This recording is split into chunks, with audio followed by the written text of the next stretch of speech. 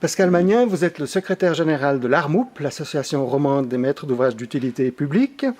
Et l'ARMOUP a décidé cette année d'organiser une série de colloques, d'initier ce format assez sympa où un expert, une experte traite d'un thème devant un public et puis ensuite dialogue sur cette question-là. Alors cette année, c'est Doris Farr de l'Office fédéral du logement qui a passé à Genève, à Lausanne et maintenant à Fribourg pour parler du logement et de la pauvreté. Est-ce que vous pouvez tirer déjà un premier bilan de cette série de colloques ? Bien sûr, bon, on doit déjà en priorité dire que malheureusement c'est un cas de société aujourd'hui, hein. Enfin, c'est un problème récurrent en Suisse, hein, malgré ce qu'on peut penser, malgré les a priori que la Suisse est un pays riche, c'est pas tout à fait vrai. Il y a quand même 10% de la population qui est sous le seuil de pauvreté. Ça se répercute évidemment sur le logement et Doris Farr nous a fait une présentation suite à une étude de l'OFL, l'Office fédéral du logement, qui est très très très importante et très très intéressante, je dois dire, où on constate une irrégularité énorme entre les ménages qui n'ont pas de moyens de se loger et des gens qui sont extrêmement riches, qui peuvent mettre jusqu'à 4-5 000 francs par mois, voire plus, pour retrouver un appartement.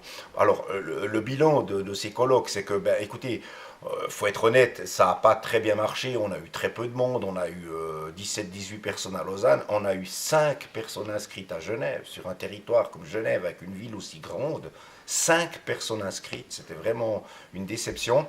Ici à Fribourg, nous étions une vingtaine, ce qui est plutôt réjouissant. Et on remercie Pascal Kratinger de l'Office cantonal du logement de Fribourg, qui a fait beaucoup de publicité. J'aurais souhaité que ces colloques puissent être renouvelés sur le même thème et puis peut-être qu'on aurait pu avoir encore plus de monde.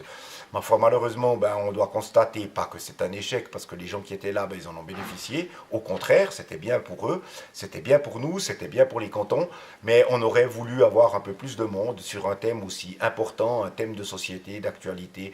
Et Doris Farr était vraiment passionnante dans le résumé de l'étude qu'elle a faite.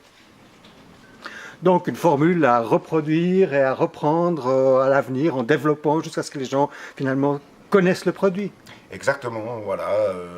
Faire plus connaître le produit, peut-être avoir d'autres vecteurs de communication pour faire connaître cette actualité et mettre en place une systématique récurrente par l'intermédiaire peut-être d'une newsletter qu'on devrait prochainement introduire d'ailleurs, qui permettrait à un panel de personnes d'être au courant et d'être informées.